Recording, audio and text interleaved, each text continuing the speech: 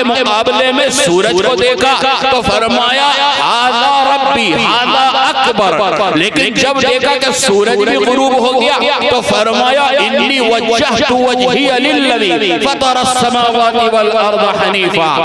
اسی طریقے سے دل کے اطمینان کا حال یہ تھا کہ اللہ تبارک و تعالی سے انہوں نے درخواست کی کہ آپ مردوں کو کیسے زندہ کرتے ہیں، مجھے وہ کر کے دکھلائیے۔ اللہ تبارک و تعالی نے پوچھا کہ کیا تمہیں دلی اطمینان نہیں؟ فرمایا بلا ولیکن لیطمئن قلبی، یقین تو ہے لیکن دلی اطمینان کے لیے میں یہ چاہتا ہوں۔ اسی طریقے سے جب دلی اطمینان ہو گیا تو اللہ تعالی نے وہ قوت عطا فرمائی کہ نمرود جیسے ظالم و جابر بادشاہ سے تنہ تنہا مقابلے کے لیے سامنے آتے ہیں۔ نمرود کہتا ہے کہ تو مجھے خدا کیوں نہیں مانتا؟ حضرت ابراہیم فرماتے ہیں کہ میرا خدا وہ ہے کہ جو زندہ کو مردہ کر دیتا ہے اور مردہ کو زندہ کر دیتا ہے۔ نمرود نے کہا کہ یہ کام تو میں بھی کر سکتا ہوں، چنانچہ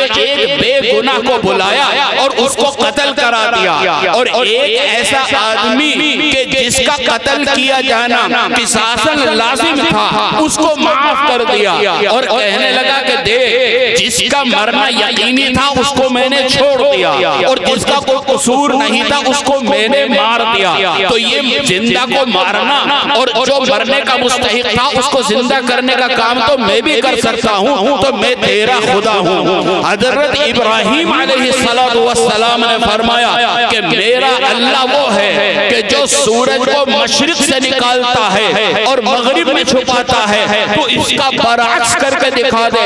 فَبُہِتَ الَّذِي كَفَرَ، لہذا نمرود مبہوت رہ گیا، حیران و ششدر رہ گیا۔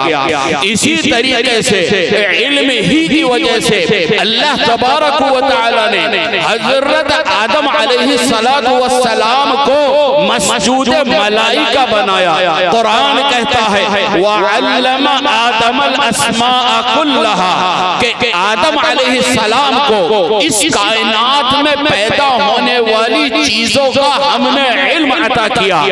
جب فرشتوں نے اعتراض کیا تھا تو اللہ تبارک و تعالی نے فرشتوں سے کہا کہ تم ان چیزوں کے نام ہمیں بتاؤ۔ فرشتوں نے کہا کہ ہمیں نہیں پتا، ہم تو صرف اتنا جانتے ہیں جتنا آپ نے ہمیں علم عطا کیا۔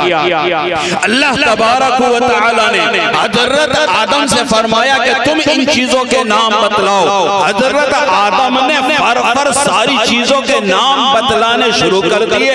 جب امتحان میں کامیاب ہوئے تو اللہ تبارک و تعالی نے مسجود ملائکہ بنا دیا، یعنی فرشتوں کو حکم دیا کہ آدم علیہ السلام کو سجدہ کریں۔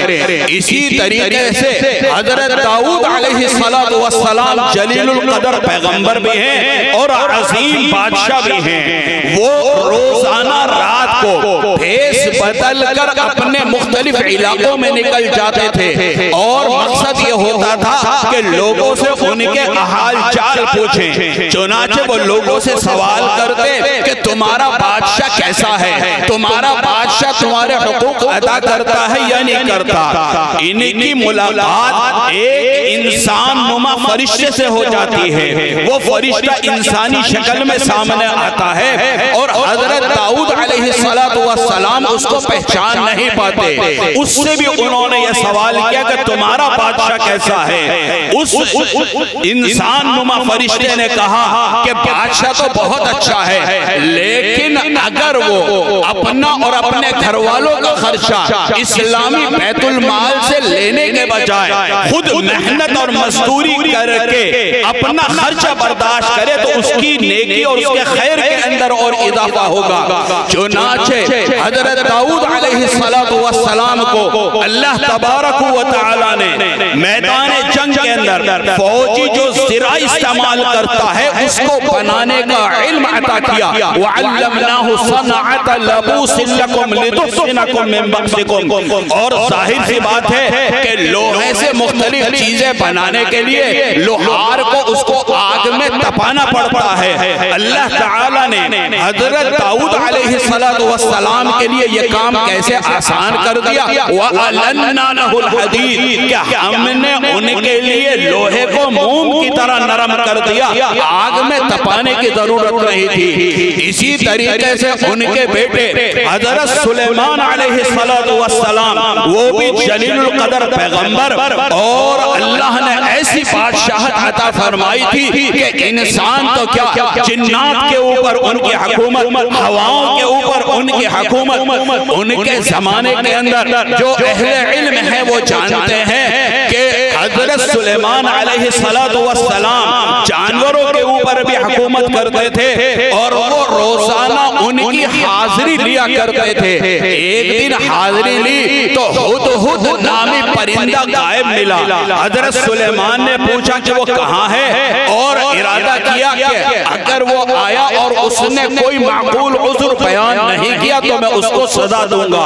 ہدہد نامی پرندہ آتا ہے اور وہ حاضری نہ ہونے کی وجہ بیان کرتا ہے کہ ایک قوم ہے، قوم سبا، وہ لوگ غیر اللہ کی عبادت کرتے ہیں۔ غرض یہ کہ اس نے احوال ان کو بتائے، تو اللہ تبارک و تعالی نے حضرت سلیمان علیہ السلام کو پرندوں کی بولی سمجھنے کا علم عطا فرمایا۔ یا ایھا الناس علمنا منطق الطیر۔ آپ جانتے ہیں حضرت یوسف علیہ السلام، ایک دور ان کا وہ آتا ہے کہ جب بھائی انہوں کو کنویں کے اندر پھینک دیتے ہیں اور جان کے لالے پڑ جاتے ہیں، پھر ان کو کنویں سے نکالا جاتا ہے اور مصر کے بازار کے اندر ان کو بیچ دیا جاتا ہے، اور پھر وہ زلیخا اور عزیز مصر کے دربار میں پہنچتے ہیں اور پھر ان کو جیل میں پہنچا دیا جاتا ہے۔ لیکن جیل میں جانے کے بعد اللہ تبارک و تعالی ایک خاص علم کے ذریعے ان کو وہ مقام عطا فرماتے ہیں کہ وہ بادشاہ کے مقرب بن جاتے ہیں اور عزیز مصر بن جاتے ہیں۔ ان کو اللہ تبارک و تعالی نے کیا چیز عطا فرمائی تھی؟ اللہ تعالی نے ان کو خوابوں کی تعبیر کا علم عطا فرمایا تھا۔ وَكَذَلِكَ يَجْتَبِيكَ رَبُّكَ وَيُعَلِّمُكَ مِن تَأْوِيلِ الْأَحَادِيثِ۔ یہ خوابوں کی تعبیر کا علم ہی ان کے جیل سے رہائی کا اور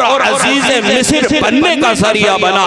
رسول اکرم صلی اللہ علیہ وسلم کو اللہ تبارک و تعالی نے بہت سارے معجزات عطا فرمائے، لیکن سب سے بڑا معجزہ قرآن کریم کی شکل میں اللہ تبارک و تعالی نے عطا فرمایا، اور ایسا معجزہ عطا فرمایا جب لوگوں نے کہا کہ یہ تو ایک گڑی ہوئی کتاب ہے، ایک بنایا ہوا کلام ہے، تو قرآن نے سب سے پہلے چیلنج کیا کہ ساری دنیا کے انسان، ساری دنیا کے جنات، بلکہ ساری مخلوقات مل کر اس قرآن جیسی کتاب لے کر آ جاؤ۔ جب دشمنان اسلام، دشمنان خدا قرآن جیسی کتاب لانے سے عاجز ہوئے تو قرآن نے چیلنج کو اور ہلکا کر دیا اور کہا کہ اس جیسی تم 10 صورتیں بنا لاؤ۔ جب اس سے عاجز ہوئے تو قرآن نے چیلنج کو اور ہلکا کر کے کہہ دیا ایک صورت بنا کر لے آؤ، اور یہ نہیں کہا کہ سورہ بقرہ جیسی صورت لاؤ، سورہ نساء جیسی صورت لاؤ، سورہ آل عمران جیسی صورت لاؤ، بلکہ عام کر دیا چیلنج کو کہ سورہ کوثر اور سورہ عصر جیسی مختصر ترین صورت بھی تم بنا کر لے آؤ۔ قرآن اللہ نے رسول اللہ کو دیا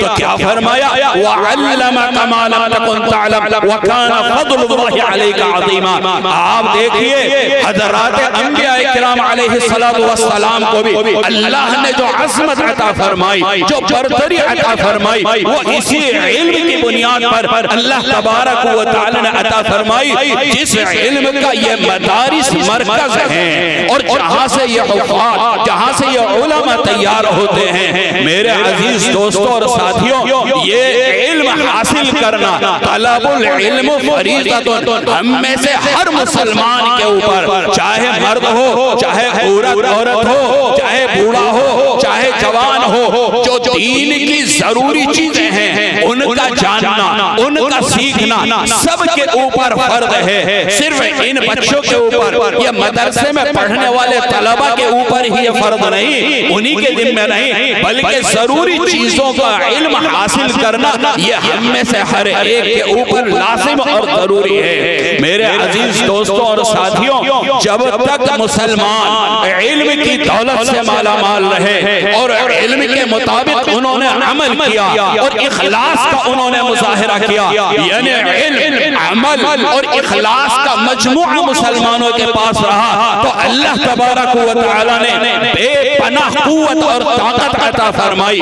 آپ دیکھیے قرآن کریم کے اندر اللہ تبارک و تعالی نے واقعہ بیان فرمایا، جب ملکہ سبا یہ حضرت سلیمان سے ملاقات کے لیے آتی ہے، جو اپنا تخت شاہی ہے وہ محل کے اندر بند کر کے آئی ہے، اور حضرت سلیمان تک پہنچنے کے لیے ایک لمبی مسافت تھی، مہینوں کا سفر تھا۔ حضرت سلیمان علیہ السلام چاہتے تھے کہ اس بادشاہ پر، سبا پر اپنا رعب طاری کرنے کے لیے اور اس کو اپنی نبوت کا قائل کرنے کے لیے اس کا تخت شاہی یہ میرے دربار میں اس کے آنے سے پہلے پہنچ جانا چاہیے۔ چنانچہ حضرت سلیمان علیہ السلام نے اپنے دربار میں جس میں جنات بھی موجود تھے سب سے کہا کہ اس کا تخت شاہی میرے دربار میں اس کے آنے سے پہلے کون لا سکتا ہے؟ قرآن نے اس کو بیان کیا، یا ایھا الملأ ایکم یأتینی بعرشہا قبل ان یأتونی مسلمین، اے درباریوں سبا کے آنے سے پہلے اس کا تخت شاہی یہاں پر کون لا سکتا ہے؟ قال عفریت من الجن انا آتیک بہ قبل ان تقوم من مقامک۔ حضرت سلیمان علیہ السلام کی جو مجلس ہے وہ اشراق کے بعد سے لے کر ظہر کے وقت تک لگتی تھی، چنانچہ جنات کا جو سردار تھا اس نے کہا آپ کی مجلس برخاست ہونے سے پہلے میں اس کا تخت آپ کے دربار میں لا کر پیش کرتا ہوں۔ قال الذی عنده علم من الکتاب انا آتیک بہ قبل ان یرتد الیک طرفک، جس کو اللہ نے علم دیا تھا اس نے یہ کہا کہ آپ کی پلک جھپکنے سے پہلے میں سبا کا تخت آپ کے دربار میں لا کر حاضر کر سکتا ہوں۔ وہ کون تھا؟ آصف ابن برخیہ تھا۔ اللہ تعالیٰ نے اس کو اسم اعظم کا علم عطا کیا تھا، اس نے اسم اعظم پڑھا اور دعا کی، اور حضرت سلیمان نے آنکھ بند کی اور کھولی اور سبا کا تخت حضرت سلیمان کے سامنے موجود تھا۔ اسی طریقے